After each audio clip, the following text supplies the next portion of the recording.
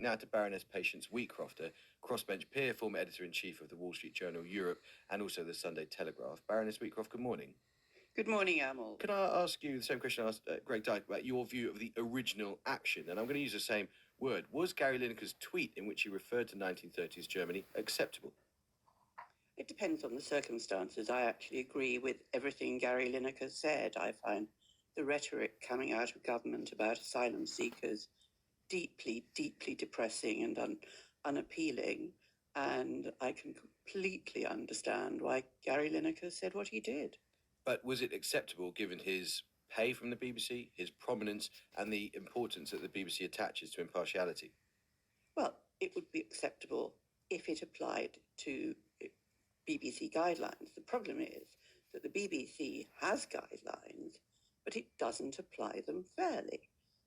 In your previous interview, you just talked about Alan Sugar's position. I mean, guidelines only work if they are applied right across the board within the scope of the guidelines. And clearly, the BBC has failed on that.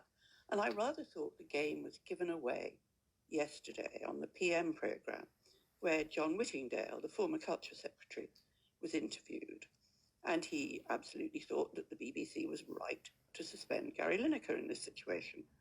But he was asked, what if Gary Lineker had tweeted in favour of the new policy on asylum seekers?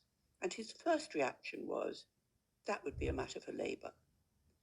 So it's not a matter of principle. It's a matter of party politics.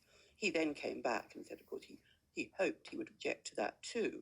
But his first reaction was entirely party political. That's why I said in my introduction to this item, this is about where power lies in modern Britain. And you had a very distinguished career in British newspapers. What do you think we have learnt this week about their enduring power? I think they undoubtedly have influence.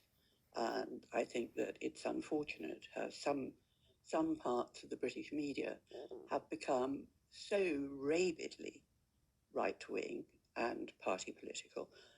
Given where they stand on Gary Lineker, I find it impossible to understand why they're not shouting from the rooftops for Richard Sharp to be suspended. After all, you have a chairman of the BBC who a cross-party Commons committee said his failure to own up to his role in facilitating an £800,000 loan for the then Prime Minister seriously undermined the BBC's impartiality. Richard Sharp is now undergoing 2 investigations, but he's not suspended. He's still in office. What does that do for morale in the BBC? What do you think? It's the same difficult question I asked Greg Dyke. I'm sorry, but it is difficult. What do you think the BBC should do now? I think it should work very closely with both sides as far as politics go to come up with a policy that it will then apply across the board. And in the meantime, I think it should certainly call for the suspension of a chairman who is clearly party political.